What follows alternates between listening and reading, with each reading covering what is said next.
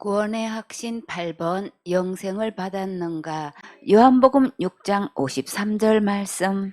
예수께서 이르시되 내가 진실로 진실로 너희에게 이르노니 인자의 살을 먹지 아니하고 인자의 피를 마시지 아니하면 너희 속에 생명이 없느니라. 예수님의 흘리신 피로 지옥 갈래 모든 죄를 영원히 씻겨 주셨기 때문에 이 예수님을 믿는 것이 곧 예수님의 피를 마시는 것이고 살을 먹는 거예요. 에베소서 1장 7절에 우리가 그리스도 안에서 그의 은혜의 풍성함을 따라 그의 피로 말미암아 구속 곧 죄사함을 받았으니 예수님의 피로 제사함을 받은 사람은 예수님의 피를 마신 것과 같고 예수님의 몸으로 영생을 얻은 자는 예수님의 살을 먹은 것과 같아요.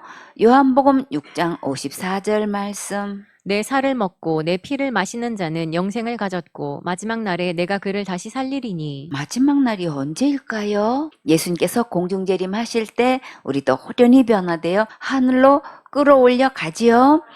데살로니가 전서 4장 16절에 주께서 호령과 천사장의 소리와 하나님의 나팔로 친히 하늘로 쫓아 강림하시리니 그리스도 안에서 죽은 자들이 먼저 일어나고 그 후에 우리 살아남은 자도 저희와 함께 구름 속으로 끌어올려 공중에서 주를 영접하게 하시리니 그리하여 우리가 항상 주와 함께 있으리라. 그러므로 이 여러 말로 서로 위로하라. 마지막 날에 예수님 안에서 신령한 몸으로 부활하는 것은 정말 너무나 큰 행복이지요. 이 세상 어떤 것과도 비교할 수 없는 진정한 위로예요. 요한복음 6장 55절 말씀. 내 살은 참된 양식이요 내 피는 참된 음료로다. 이 세상에 있는 아무리 맛있는 양식을 먹고 맛있는 음료를 마셨다 해도 천국 갈 수는 없지요. 그러나 예수님이 주시는 참된 양식과 참된 음료를 마시면 영생도 받고 확실하게 천국 갈 수 있어요. 또 어떻게 하면 참된 양식과 참된 음료를 마실 수 있는지 볼까요? 고린도전서 10장 1절에 형제들아 너희가 알지 못하기를 내가 원치 아니하노니 우리 조상들이 다 구름 아래 있고 바다 가운데로 지나며 모세에게 속하여 다 구름과 바다에서 침례를 받고 다 같은 신령한 식물을 먹으며 다 같은 신령한 음료를 마셨으니 이는 저희를 따르는 신령한 반석으로부터 마셨음에 그 반석은 곧 그리스도시라. 예수님과 함께 침례 받으면 참된 음료와 참된 양식을 먹을 수 있어요. 예수님께서 내 죄를 위해 십자가에서 죽으시고 부활하셔서 지옥 갈래 모든 죄를 영원히 용서하신 것을 믿으면 예수님과 함께 침례 받은 것이고 신령한 식물을 먹고 참된 음료를 마신 거예요. 요한복음 6장 56절 말씀. 내 살을 먹고 내 피를 마시는 자는 내 안에 거하고 나도 그 안에 거하나니. 예수님의 살을 먹고 예수님의 피를 마시면 예수님 안에 있는 것인데 이 말씀은 곧 예수님의 말씀을 듣고 예수님의 말씀을 믿는 자는 예수님 안에 있다는 말씀이에요. 요한복음 15장 7절에 너희가 내 안에 거하고 내 말이 너희 안에 거하면 무엇이든지 원하는 대로 구하라. 그리하면 이루리라. 예수님께서 하신 말씀이 믿어졌으면 무엇이든지 원하는 대로 구하세요. 그러면 응답해 주셔요. 히브리서 9장 22절에 율법을 조차 거의 모든 물건이 피로써 정결케 되나니 피 흘림이 없은즉 사함이 없느니라. 죄의 삭은 사망이기 때문에 반드시 피를 흘려야만 지옥 갈 모든 죄를 용서받을 수 있는데 우리는 죄를 지었기 때문에 아무리 피를 흘려도 죄를 해결할 수 없지요. 꿈나무들, 그래서 거룩한 피를 누가 흘려주셨나요? 예수님께서 십자가에서 대신 피 흘려주셨지요.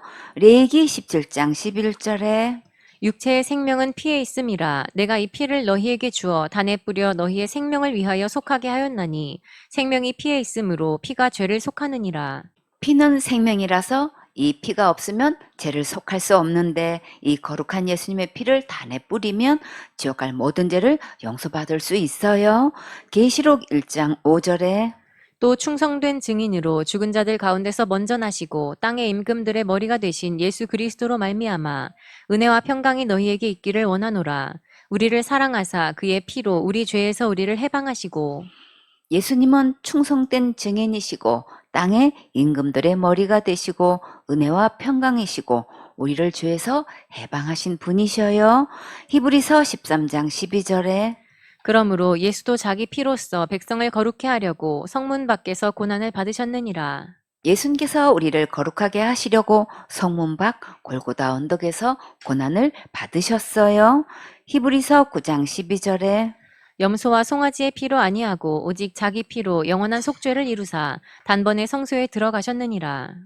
구약에서 드린 염소와 송아지의 피로 하지 않고 오직 예수님의 피로 영원한 구원을 이루시고 단번에 거룩한 천국에 들어가셨어요. 히브리서 9장 14절에 하물며 영원하신 성령으로 말미암아 흠없는 자기를 하나님께 드린 그리스도의 피가 어찌 너희 양심으로 죽은 행실에서 깨끗하게 하고 살아계신 하나님을 섬기게 못하겠느뇨. 흠 없으신 예수님의 피는 우리를 양심으로 죽은 행실에서 깨끗하게 하시고 하나님을 섬길 수 있도록 하셨어요. 여기서 우리는 다 양심으로 죽은 행실을 한 자들이라는 것이 다시금 깨달아졌어요. 정말 양심도 없는 행동을 한다고 남을 흉보지만 본인이 양심이 죽은 행동을 하는 것은 잘 모르지요. 왜 모를까요? 양심이 죽어서 모르지요. 이런 우리를 십자가에서 죽기까지 사랑하신 것을 다시금 깨닫고 예수님 안에서 이 은혜를 정말 감사해야겠지요. 요한복음 6장 57절 말씀. 살아계신 아버지께서 나를 보내심에 내가 아버지로 인하여 사는 것 같이 나를 먹는 그 사람도 나로 인하여 살리라. 살아계신 하나님 아버지께서 예수님을 보내셔서 아버지로 인하여 사는 것 같이 예수님을 먹는 사람도 예수님을 인하여 살 수 있어요. 예수님을 믿는 것을 먹는 것으로 비유하셨어요. 요한복음 6장 58절 말씀. 이것은 하늘로서 내려온 떡이니 조상들이 먹고도 죽은 그것과 같지 아니하여 이 떡을 먹는 자는 영원히 살리라. 구약의 강야에서 내린 만나는 먹고도 결국 죽게 되었지만 하늘에서 내려온 예수님의 산 떡을 먹으면 영원히 살 수 있어요. 요한복음 6장 59절 말씀. 이 말씀은 예수께서 가버나움 회당에서 가르치실 때에 하셨느니라. 가버나움은 나훔의 마을이란 뜻이에요. 가버나움은 갈릴리 호수 북서 해안의 성읍인데 신약에만 언급되고 있어요. 이곳은 신약 당시 로마 군대가 주둔하고 세관이 있는 큰 성읍이었다고 해요. 예수님의 제자 세리마태는 바로 이곳 가버나움 세관에서 제자로 부름받았어요. 가버나움을 가파르나움이라고도 하는데 현재는 텔훔으로 불리고 있대요. 가버나움은 예수님의 제2 고향으로 불리는 곳이며 갈릴리 호수 북쪽 끝에 있어요. 예수님의 시대 얼마 전부터 예루살렘과 아크레에서 다메섹을 거쳐 바벨론으로 통하는 유업 중계지로 번성하였다고 해요. 당시 지중해 방면으로 교역과 상업이 번창하여 세관이 있었고 큰 종교 회당이 있었다고 해요. 세관문으로 들어서면 돌기둥이 늘어서 있고 4세기경에 세워진 시나고그라는 유대교의 해당 유적이 있어요. 시나고그는 유대교의 해당을 뜻하는 말이고 가브나움에도 여러 곳에 유적이 있어요. 가버나움 해당은 갈릴리에서 가장 큰 2층 해당이었는데 1층은 남성, 2층은 여성 예배 장소로 사용했고 앞쪽에는 베드로 장모의 지터에 세워졌던 초기 교회의 유적도 남아있다고 해요. 예수님은 이곳에서 가난한 자, 약한 자를 위하여 수많은 기적을 베푸셨고 문둥병을 치료하시고 중풍 환자를 낫게 하셨고 백부장의 하인 중풍도 고쳐주셨어요. 또 베드로 장모의 열병을 고쳐주셨고 들것에 실려온 중풍병자와 그리고 왕의 신하의 아들을 고쳐주신 곳이에요. 또 이곳 가버나움에서 예수님은 오병이어의 기적과 관련하여 생명의 떡에 관한 많은 다른 말씀들을 전해주셨어요. 마을의 가장 큰 회당 주인의 딸이 죽었는데 이를 다시 살리셨고 또한 소경의 눈을 뜨게 하셨고 손이 오그라든 사람을 치료하셨어요. 하지만 이런 놀라운 기적과 교훈에도 불구하고 가버나움 사람들이 회개하지 않았으므로 예수님은 가버나움이 멸망하게 될 것이라고 예언하셨어요. 6세기에는 퇴락하여 사람이 살지 않게 되었는데 정말 예언하신 대로 이루어졌어요. 갈릴리 바다를 둘러서 베세다, 고라신, 가버나움, 게네사렛, 막달라, 디베라 마을이 있는데 베세다는 오른쪽으로 갈릴리 바다 주변을 절반 정도의 영토를 차지하고 있어요. 요한복음 6장 60절 말씀. 제자 중 여럿이 듣고 말하되 이 말씀은 어렵도다. 누가 들을 수 있느냐 한대. 여러 제자들은 이 말씀이 심히 어렵다고 했어요. 그럼 이제 어떻게 해야 될까요? 요한복음 6장 61절 말씀. 예수께서 스스로 제자들이 이 말씀에 대하여 수군거리는 줄 아시고 가라사대 이 말이 너희에게 걸림이 되느냐. 제자들이 지금 상당히 소화불량에 걸려 있는데 이 세상에서 가장 신령한 소화제는 무엇일까요? 아멘이지요. 다 같이 우리가 아멘하여 하나님께 영광을 돌리느니라. 아멘하면 믿어지는 은혜가 와요. 요한복음 6장 62절 말씀. 그러면 너희가 인자에 이전 있던 곳으로 올라가는 것을 볼 것 같으면 어찌하려느냐. 예수님께서 육신의 몸으로 비유하시니까 영적인 말씀이 이해가 되지 않았지만 십자가에서 죽으시고 부활하셔서 하늘로 올라가시는 모습을 직접 보면 이 말씀을 확실히 깨달을 수 있겠지요. 요한복음 6장 63절 말씀. 살리는 것은 영이니 육은 무익하니라. 내가 너희에게 이른 말이 영이요 생명이라. 이 말씀은 육신적으로 먹고 마신다는 말씀이 아니라 영적으로 먹고 마실 때 생명을 얻는다는 말씀이에요. 그러면 어떻게 하면 될까요? 믿음으로 아멘하고 받아 먹으면 영생이 내 것 될 수 있어요. 요한복음 6장 64절 말씀. 그러나 너희 중에 믿지 아니하는 자들이 있느니라 하시니 이는 예수께서 믿지 아니하는 자들이 누구며 자기를 팔 자가 누군지 처음부터 아심이러라. 예수님의 살을 먹고 예수님의 피를 마시는 것이 믿음을 말하는 것 맞지요? 여기서 아주 중요한 것은 예수님의 제자 중에서도 믿지 않는 자들이 있다고 하셨어요. 교회 다닌다고, 직분이 있다고, 신학교 나왔다고, 목사라고 천국 가는 것이 아니고 열심히 충성봉사 헌신했다고 천국 가는 것이 아니에요. 예수님과 함께 다니면서 사역하고 훈련 받았는데도 믿지 않는 자가 있다고 하셨어요. 함께 말씀 듣고 사역하러 다니면 된 줄로 알고 있지만 그러나 예수님은 처음부터 믿음이 아니라는 것을 알고 계셨어요. 그런데 그런 제자를 예수님은 어떻게 다루셨을까요? 묵묵히 말씀을 들려주셨지요. 사역의 현장에서 함께 있으면서 보게 하셨어요. 왜 그러셨을까요? 지금이라도 보고 깨달으라고, 듣고 믿으라고 기회를 주신 거예요.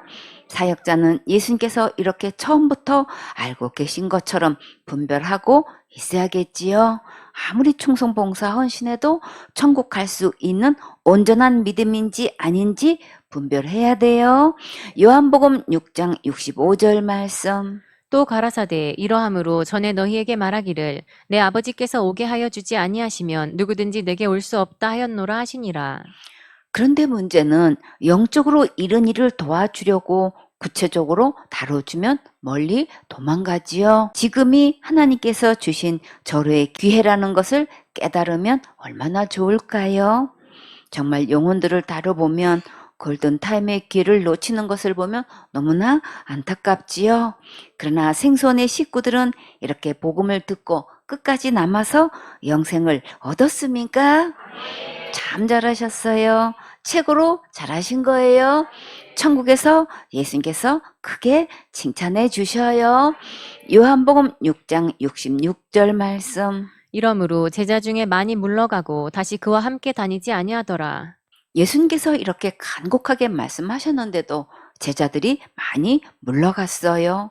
이후로 다시는 예수님과 함께 다니지도 않았어요.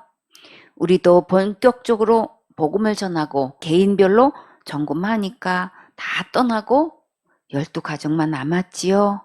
예수님의 사역에서는 과연 몇 명이 남았을까요? 요한복음 6장 67절 말씀. 예수께서 12제자에게 이르시되 너희도 가려느냐. 예수님의 제자들도 다 가고 12제자만 남았어요. 우리도 12가족만 남았었는데 어떻게 이렇게 똑같을 수 있을까요? 정말 신기하지요? 너희도 가려느냐? 여러분도 갈 거예요? 아니지요. 예수님의 이 질문에 제자들은 어떻게 답했는지 볼까요? 요한복음 6장 68절 말씀. 시몬 베드로가 대답하되 주여 영생의 말씀이 계심에 우리가 뉘게로 가오리이까. 너희도 가렸느냐. 다 같이 영생의 말씀이 계심에 우리가 네게로 가오리이까. 결정적인 순간에 이렇게 믿음으로 고백한 베드로는 교회 역사에 획을 긋는 국보적인 존재로 귀하게 쓰임 받았어요. 설교 한 번에 3,000명이 구원받고 5,000명이 구원받았어요.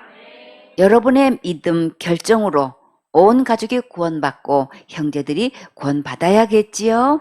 영생의 말씀이 있는 이곳에서 오직 예수님만 붙쫓으세요.